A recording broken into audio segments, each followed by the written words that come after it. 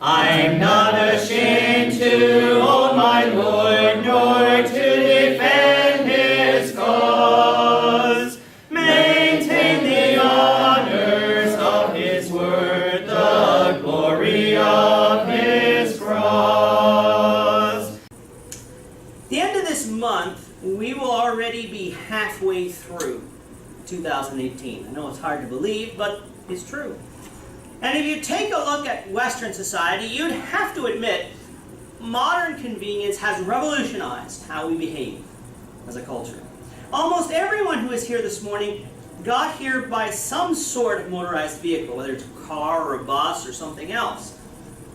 I'd probably be hard-pressed to find more than a handful in the audience who did not have a personal cell phone, either in your pocket or your purse, or at least in your car.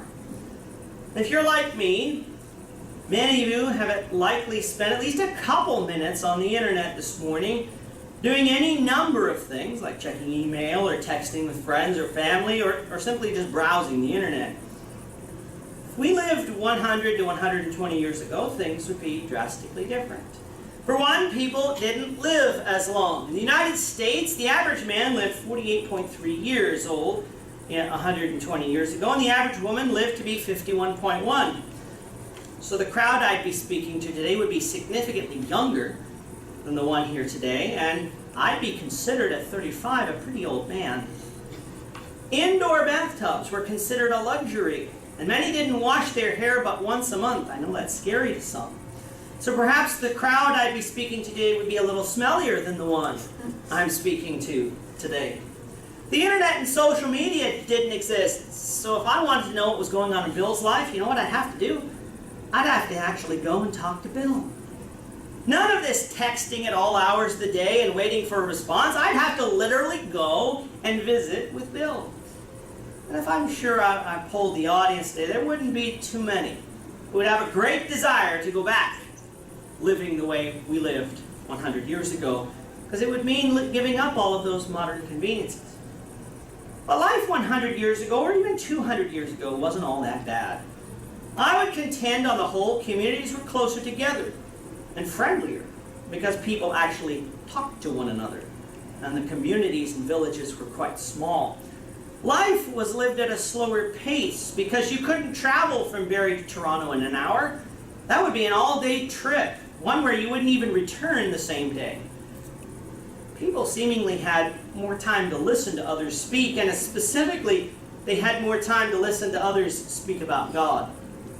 As most of you will know, it's getting very difficult to get many people interested in sitting down and talking about God, or any aspect of religion for that matter.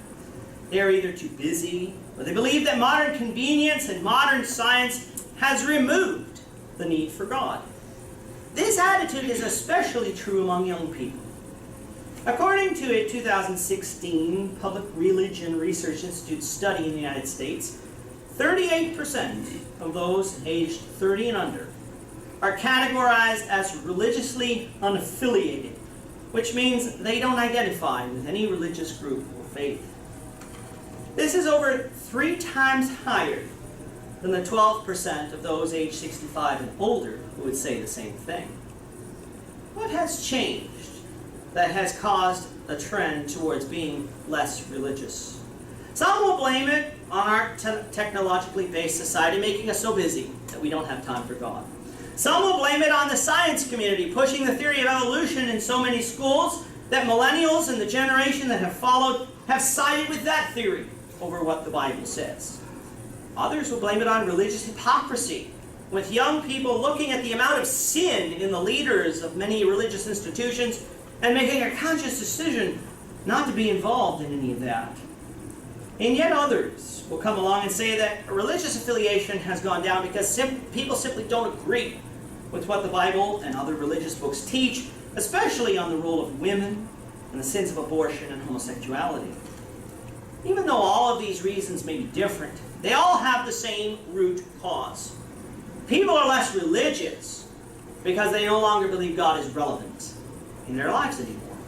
Where once people looked to God to find meaning and purpose for their lives, they now look to meaning in their jobs, in pleasure, in wealth, and in fame, and seemingly anywhere else but God.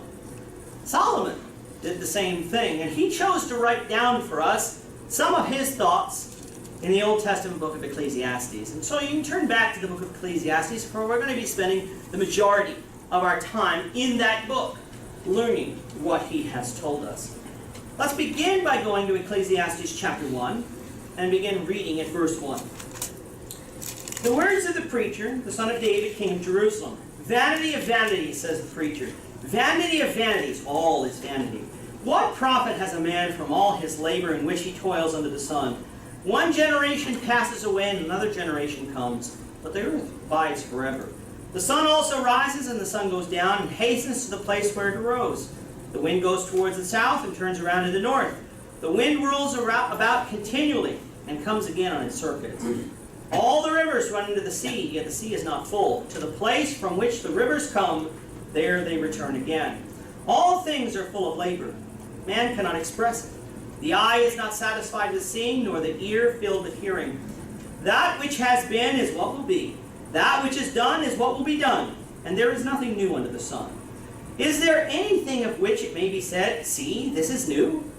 It has already been in ancient times before us. There is no remembrance of former things, nor will there be any remembrance of things that are to come by those who will come after.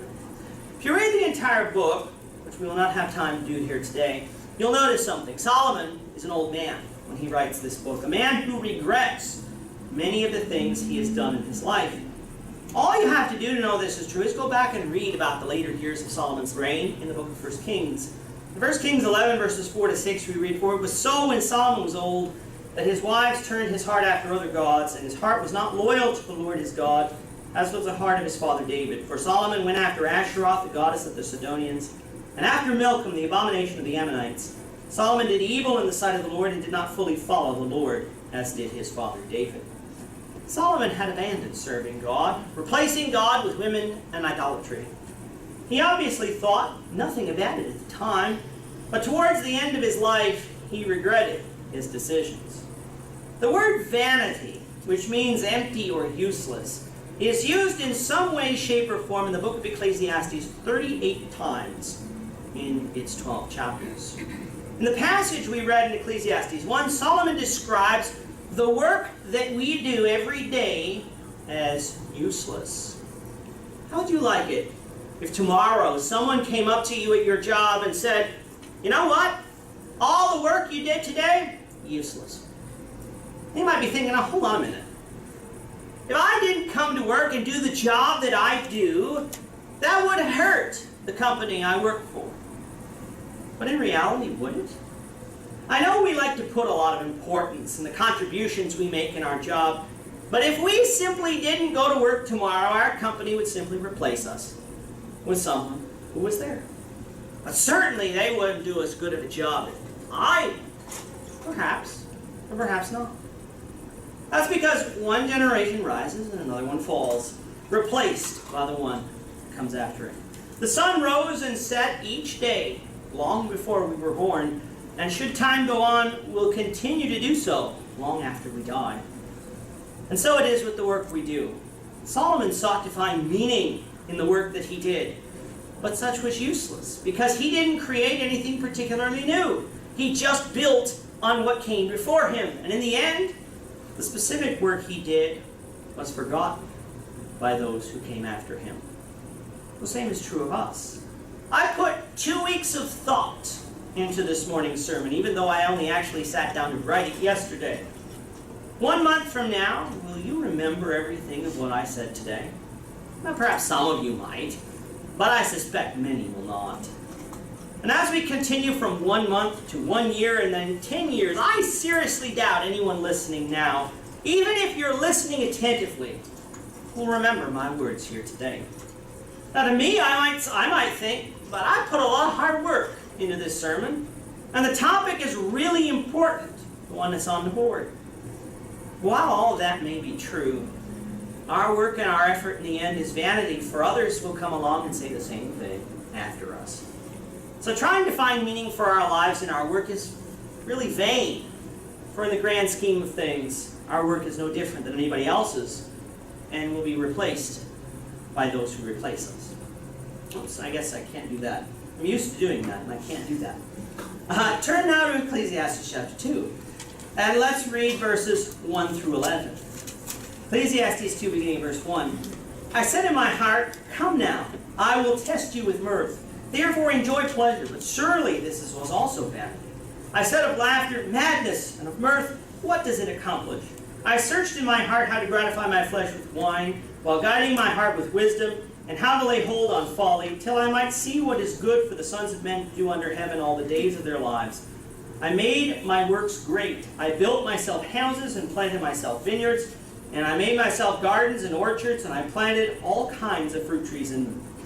I made myself water pools from which to water the growing trees of the grove.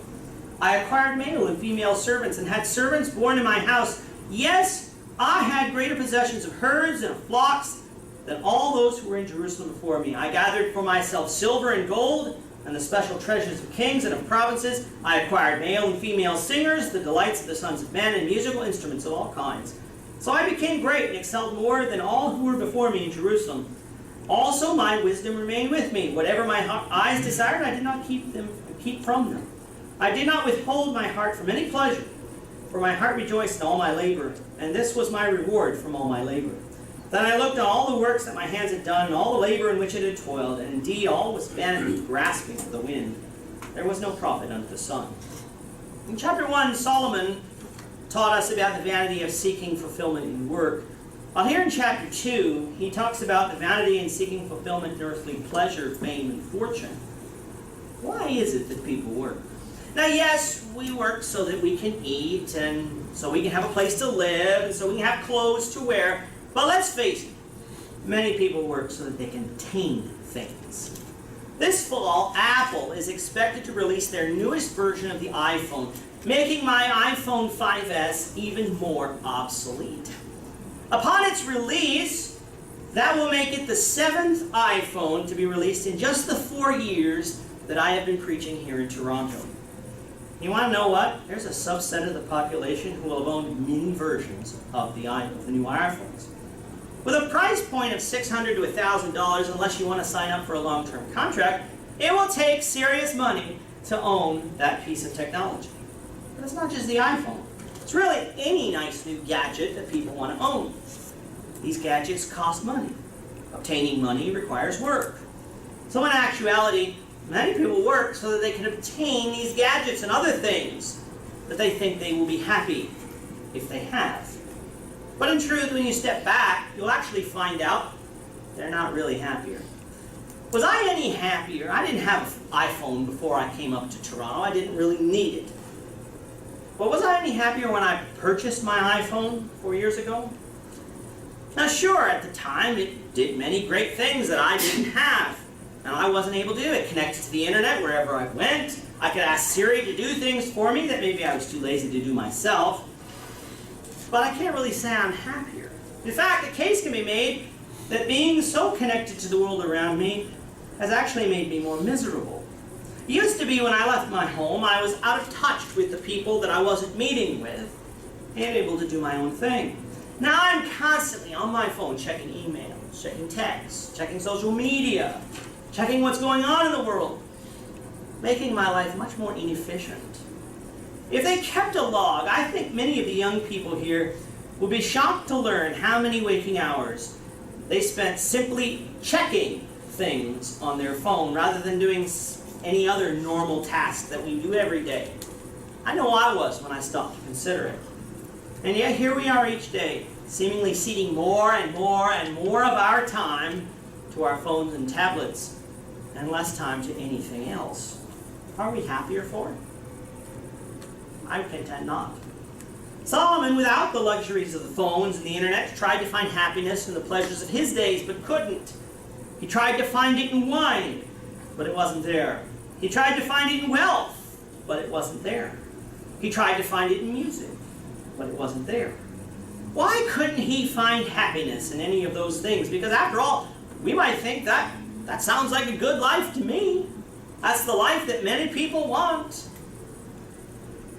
The reason why he couldn't find happiness is because they're only pleasurable for a short time, and then they're gone. Human beings don't have a particularly long attention span. And we have an even shorter memory. We can go to a concert and love everything about it. The music, the band, the atmosphere. But those feelings fade the farther and farther away we get from the actual event.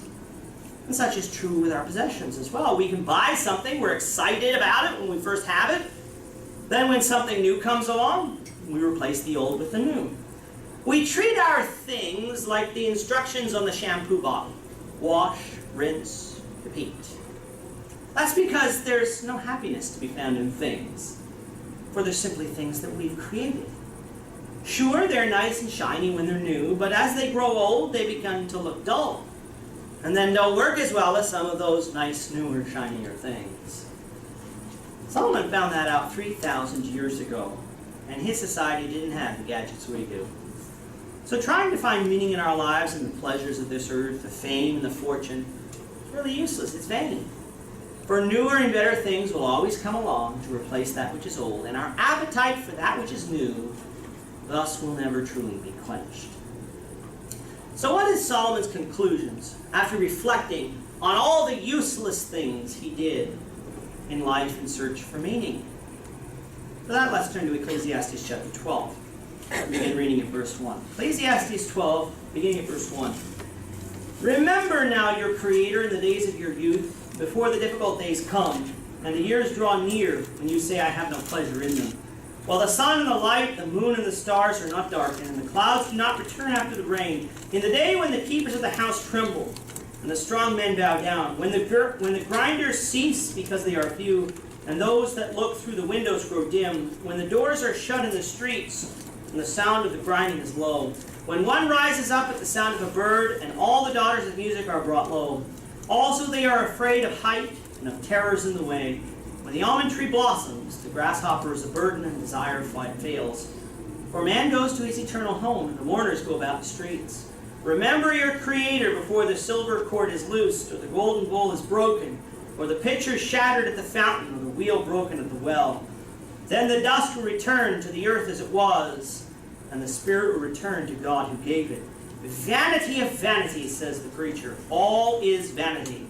And moreover, because the preacher was wise, he still taught the people knowledge. Yes, he pondered and sought out and set in order many proverbs. The preacher sought to find acceptable words, and what was written was upright words of truth. The words of the wise are like goads, and the words of scholars are like well-driven nails given by one shepherd. And further, my son, be admonished by these. Of making many books there is no end, and much study is wearisome to the flesh. Let us hear the conclusion of the whole matter. Fear God, and keep his commandments. For this is man's all. For God will bring every work into judgment, including every secret thing, whether good or evil. Solomon, when he wrote this final chapter, as we said earlier, was an old man. He was giving advice to his readers, advice he wished he had taken. You want to find meaning in your life? You want to find happiness, fulfillment, and purpose? You won't find it in things. You won't find it in work. You won't find it in pleasure, or in wealth, or in fame. You'll only find it in your Creator. Remember him now when you are young. Learn his ways and follow in his steps, so that when you're old, you'll be able to look back at your life with joy and contentment, knowing that you have lived a full and righteous life. The reason this is true is not because some book said it. It's not because some preacher said it. But it's because God has always had our best interests in mind when he provided us his word. Too often people look at the Bible as a book of rules, a book that was designed to keep us from living a fun life. But let me ask you, have you ever considered why God gave us the rules he did? Why do the scriptures teach us in places like 1 Peter 4 verses 1 to 6 that not only drunkenness is wrong, but drinking alcohol as a social beverage is wrong too? Is it because God is holding something back from us, not wanting us to have a good time?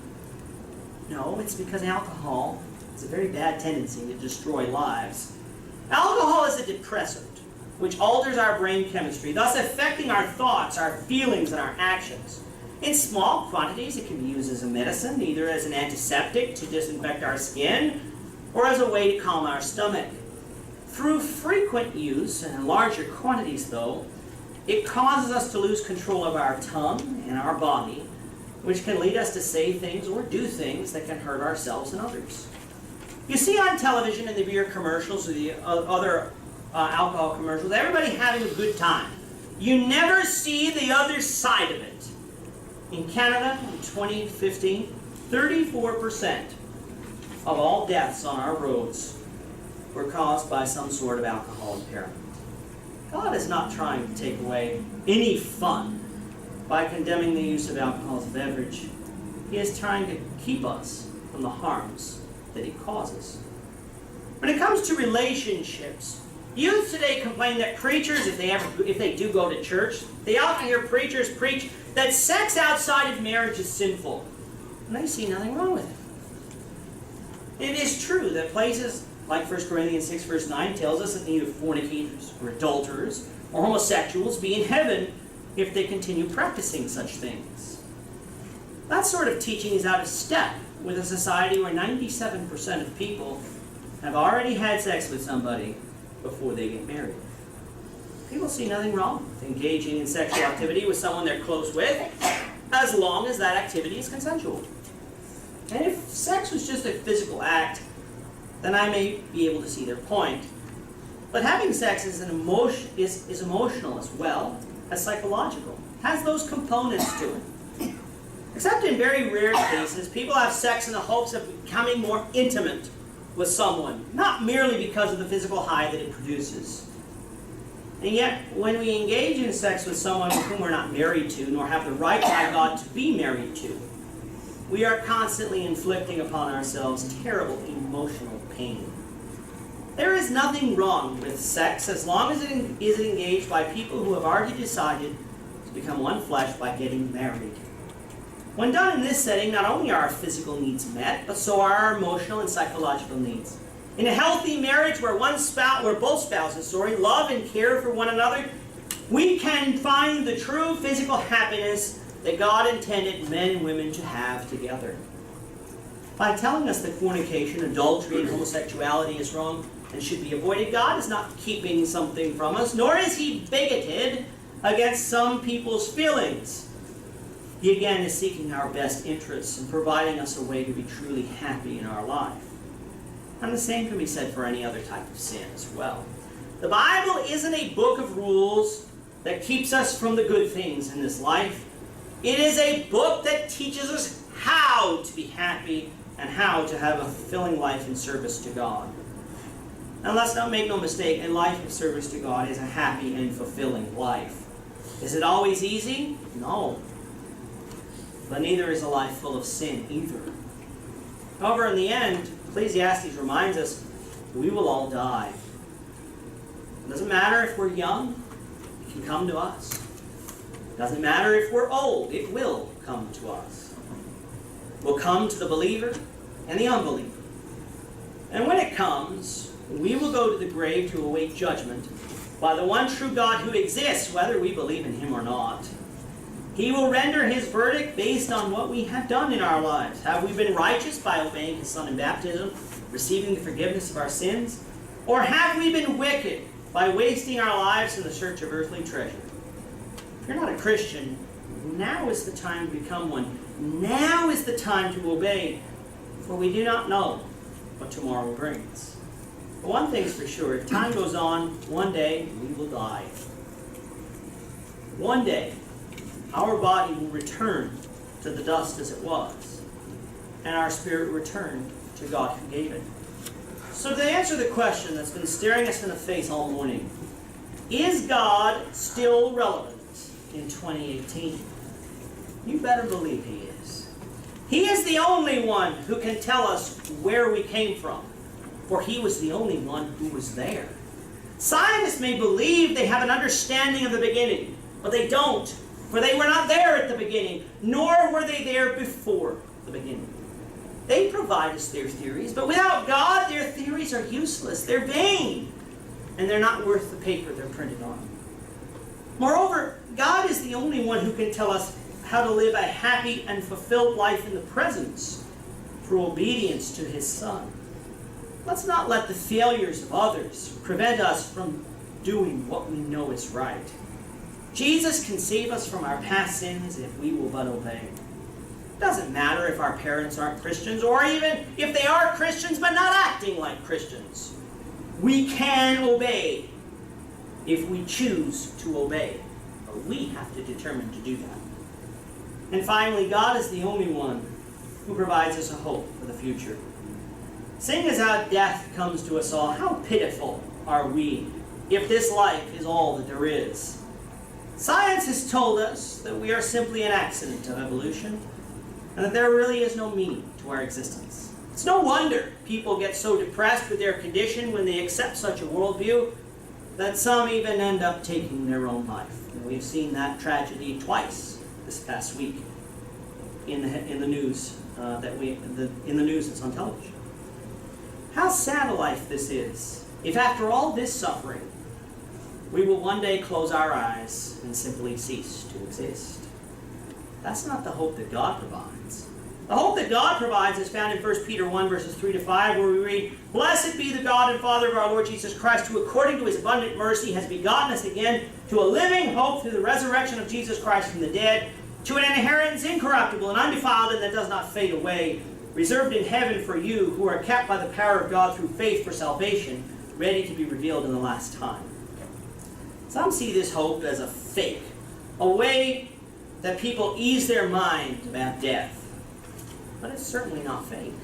In the first century, there were thousands of people who died preaching this hope, a hope they believed because they either personally saw Jesus or they believed the testimony of those who did see Jesus rise from the dead. We have their testimony preserved to us to read today. And we can have faith that their testimony is true because the enemies of Christ, who were many, could not refute the signs and wonders that not only Jesus did, but his followers did after them. God is very relevant today, but he is only relevant to us if we choose to obey him. Solomon concluded in Ecclesiastes by saying that the whole duty of man was to fear God and keep his commandments. The question to everyone in the audience here today, to the old, to the young, is will you accept this as your duty and be eternally fulfilled? Or will you spurn this duty and be eternally lost? The choice is yours and yours alone. My only hope is that you will make the proper choice before it is everlastingly too late. I'm not ashamed to own my Lord, nor